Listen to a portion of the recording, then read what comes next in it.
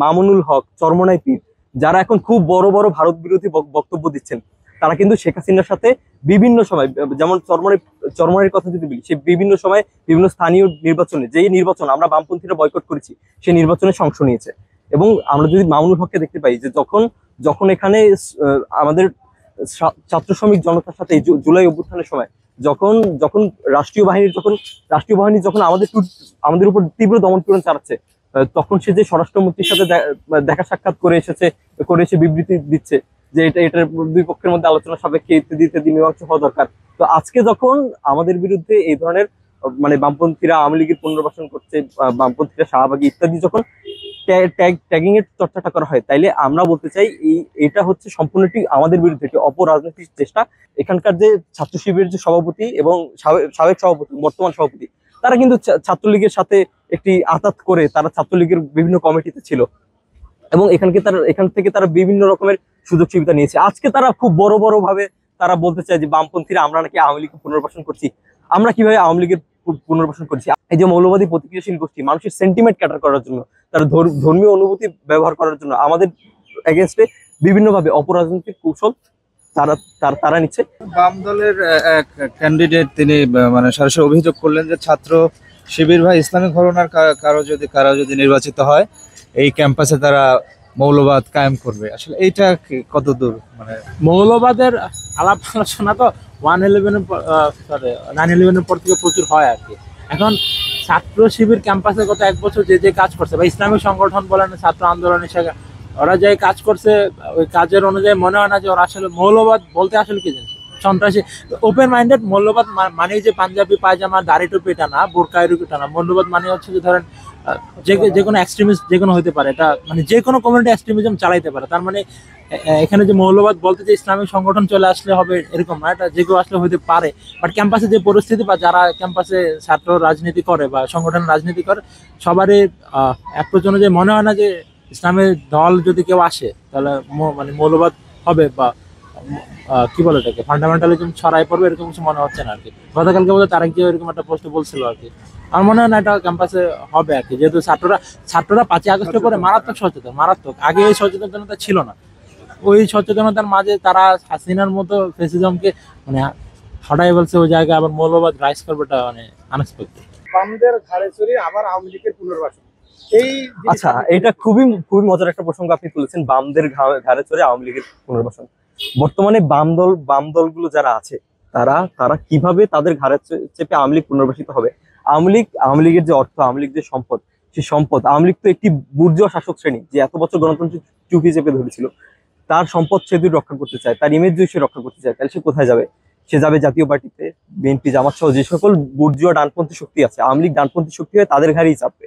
এখানে বামপন্থী শক্তিগুলোর সাথে আওয়ামী লীগ কিভাবে একীভূত হবে? আপনি যদি দেখতে পান, এখানে যে সকল দেশ বিক্রি চুক্তি হয়েছে, যেমন রূপপুর, রামপাল, এগুলোর বিরুদ্ধে আমরা বামপন্থীরা রামপালের বিরুদ্ধে কি পরিমাণ তীব্র আন্দোলন গড়ে তুলেছি সেটা আপনি দেখতে পেয়েছেন। এবং প্রতি মুহূর্তে আমাদের বর্ডার কিলিং নিয়ে আমরা বামপন্থীরাই কিন্তু সরব ছিলাম। এখানে যখন নরেন্দ্র মোদী যখন ঢাকা এসেছিলেন, আমরা বামপন্থীরাই সেই মোদী বিরোধী মিছিল অংশ নিয়েছি। এবং তখন এই যে আজকে যারা খুব বড় ভারত বিরোধী হয়ে গেছে, খুব বড় দিল্লি বিরোধী হয়ে গেছে, তারা সেই জামাত ইসলামের আমির কিন্তু বক্তব্য দিয়েছেন যে আমরা মোদীর যে আশা সেটাকে কিন্তু আমরা স্বাগত জানাই। এবং এই ধরনের বক্তব্য কিন্তু তাদের আছে। এবং আমরা দেখতে পেয়েছি মামুনুল হক, চরমনাই পীর, যারা এখন খুব বড় বড় ভারত বিরোধী বক্তব্য দিচ্ছেন, তারা কিন্তু শেখ হাসিনার সাথে বিভিন্ন সময়, যেমন চরমনাইয়ের কথা যদি বলি, সে বিভিন্ন সময় বিভিন্ন স্থানীয় নির্বাচনে, যেই নির্বাচন আমরা বামপন্থীরা বয়কট করেছি, সেই নির্বাচনে অংশ নিয়েছে। এবং আমরা যদি মামুনুল হককে দেখতে পাই যে যখন এখানে আমাদের ছাত্র শ্রমিক জনতার সাথে জুলাই অভ্যুত্থানের সময় যখন রাষ্ট্রীয় বাহিনী যখন আমাদের উপর তীব্র দমন-পীড়ন চালাচ্ছে, তখন সে যে স্বরাষ্ট্রমন্ত্রীর সাথে দেখা সাক্ষাৎ করে এসে বিবৃতি দিচ্ছে যে এটার দুই পক্ষের মধ্যে আলোচনা সাপেক্ষে ইত্যাদি মীমাংসা হওয়া দরকার। তো আজকে যখন আমাদের বিরুদ্ধে এই ধরনের বামপন্থীরা আওয়ামী লীগের পুনর্বাসন করছে, বামপন্থীরা শাহবাগী ইত্যাদি যখন ট্যাগিং এর চর্চাটা করা হয়, তাইলে আমরা বলতে চাই এটা হচ্ছে সম্পূর্ণটি আমাদের বিরুদ্ধে একটি অপরাজনৈতিক চেষ্টা। কারণ আমরা সর্বদা আমরা সাম্রাজ্যবাদের বিরুদ্ধে ছিলাম, আমরা ভারতীয় আধিপত্যের বিরুদ্ধে লড়েছি। এই যে যখন কাঁটাতারে যখন ফেলানি ঝুলছিল, আমরাই তার বিরুদ্ধে প্রতিবাদ জানিয়েছি। যখন জাহাঙ্গীরনগরে সন্ত্রাসী মানিক সে যখন 100 ধর্ষণ করে, সে তখন ধর্ষণের সেঞ্চুরি উদযাপন করেছিল। আমরা বাম প্রগতিশীলরাই তখন তার বিরুদ্ধে তীব্র আন্দোলন গড়ে তুলেছি। এবং আপনি দেখেছেন এই মানিক পরবর্তী রাষ্ট্রীয় বাহিনীর সহযোগিতায় সে বিদেশে পালিয়ে যেতে সক্ষম হয়েছে। তো আজকে যখন আমাদের বিরুদ্ধে ট্যাগিং করে, আমরা বলতে চাই আমাদের যতটুকু শক্তি সামর্থ্য আছে আমরা তা নিয়ে এই সকল অপরাজনৈতিক অপচর্চার বিরুদ্ধে আমরা রুখে দাঁড়াবো। আমরা চিরকাল কোনো সাম্রাজ্যবাদের তাবেদারি করি নাই, কোনো ভারতীয় আধিপত্যবাদের তাবেদারি করি নাই। এবং শেখ হাসিনার যে 14 নির্বাচন সেটা আমরা বয়কট করেছি, আমরা 24 নির্বাচন বয়কট করেছি, এবং 18 নির্বাচনের যে ফলাফল আমরা সেটিও বয়কট করেছি। আমরা কখনই আওয়ামী লীগের সাথে যে লিয়াজু করে থাকিনি।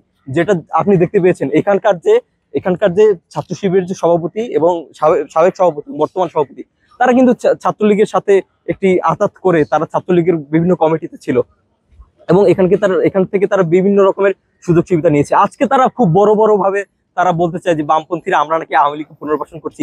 আমরা কিভাবে আওয়ামী লীগের পুনর্বাসন করছি? আমাদের সমাজতান্ত্রিক ছাত্র ফ্রন্টের, আমরা যদি আওয়ামী লীগের সাথেই থাকতাম, সমাজতান্ত্রিক ছাত্র ফ্রন্টের ঢাকা বিশ্ববিদ্যালয় শাখার যে সাবেক সংগঠক শুভ ভাই আহমেদ শুভ, এবং তাকে যেভাবে ছাত্রলীগ পিটিয়ে বের করে দিয়েছে, আমাদের ভিন্ন মতকে যেভাবে দমন করেছে, আমরা প্রতিক্ষণে তার বিরুদ্ধে লড়ছি। 24 নির্বাচনের আগে আমি নিজে আমার জেলা শহর বরিশাল থেকে আমি স্লোগান দিয়েছি, আমি বাম গণতান্ত্রিক জোটের হয়ে আন্দোলন করছি। আমি মিছিলে স্লোগান দিয়েছিলাম যে এরশাদ গেছে যেই পথে হাসিনা যাবে সেই পথে। এবং যারা তখন আমাদের স্লোগান থেকে হাসাহাসি করেছিল, বলেছিল এই আন্দোলন করে কিছু হবে না, তারাই কিন্তু এখন বড় ভাবে এসে আমাদেরকে বলছে যে কমিউনিস্টরা বা আমরা সোশ্যালিস্টরা এরা হচ্ছে আওয়ামী লীগের দাবিদারি করছে, আওয়ামী লীগ এরা স্পেস করে দিচ্ছে। আমরা কখনই আওয়ামী লীগকে স্পেস করে দিতে চাইনি। আমরা আওয়ামী লীগকে স্পেস করে দেওয়ার পক্ষপাতী না। আমরাই প্রথম আওয়ামী লীগকে স্বৈরাচার ঘোষণা করেছি। আমরাই আমাদের নিজেদের শক্তি সামর্থ্য নিয়ে প্রতিটি ক্যাম্পাসে, প্রতিটি হলে, যতটুকু সম্ভব দেশের প্রতিটি স্থানে আমরা গণ আন্দোলন তৈরি করার চেষ্টা করতে পেরেছি। এবং আমাদের সাংগঠনিক সেখানে অনেক ঘাটতি ছিল, আমরা হয়তো অনেক শক্তি সামর্থ্য নিয়ে আন্দোলন করতে পারিনি, কিন্তু নিজের সর্বোচ্চটা দিয়ে আমরা চেষ্টা করেছি। এবং যারা এতদিন আওয়ামী লীগের সাথে ছিল, যারা এতদিন আওয়ামী লীগের দাবিদারি করেছে, তারাই এখন এই যে মৌলবাদী প্রতিক্রিয়াশীল গোষ্ঠী, মানুষের সেন্টিমেন্ট ক্যাটার করার জন্য, তার ধর্মীয় অনুভূতি ব্যবহার করার জন্য আমাদের এগেনস্টে বিভিন্নভাবে অপরাজনৈতিক কৌশল তারা নিচ্ছে। এবং আমরা বলতে চাই আমরা এই অপরাজনীতি বুঝি, এগুলো সবই বিরাজনীতিকরণের ধান্দা, অপরাজনীতির ধান্দা।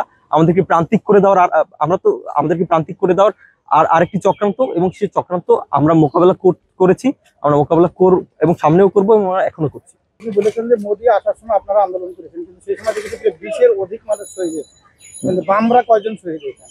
আর আরেকটা প্রশ্ন আছে, আপনি বলছেন ছাত্র শিবিরের মুখোমুখি আওয়ামী লীগের সাথে। আচ্ছা, মোদী আসার সময় 20-এর অধিক মানুষ শহীদ হয়েছিল। হ্যাঁ, ওই সময় মোদী যখন আপনি গুলি করে মারছেন না, নরসিংদী 17 জনকে এক জায়গায় মারা হয়েছে, 20-এর অধিক মানুষ হয়েছে, সেখানে বামপন্থী কয়জন শহীদ হয়েছে সেটা একটু আমাকে বলবেন। আচ্ছা, এখানে কি শহীদদের নিয়ে যে রাজনীতিটা হয়, এখানে শহীদ এবং শহীদ হওয়া না হওয়ার এখানে বিষয় না।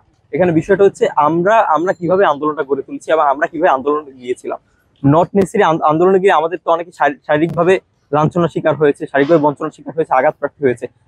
আমাদের জনসম্পৃক্ত, এটা আমি তো স্বীকার করছি, যেটা আমাদের ঘাটতি ছিল, যে আমরা আরো বেশি জনসম্পৃক্ত তৈরি করে আন্দোলনটাকে আরো বড় গণ আন্দোলনের রূপ দিতে পারিনি। কিন্তু 24-এর আন্দোলনও কিন্তু আমরা ছিলাম, এবং আমাদের হচ্ছে রিজভি, শাকিল সহ অনেক বামপন্থী তরুণ আহত হয়েছে, নিহত হয়েছে।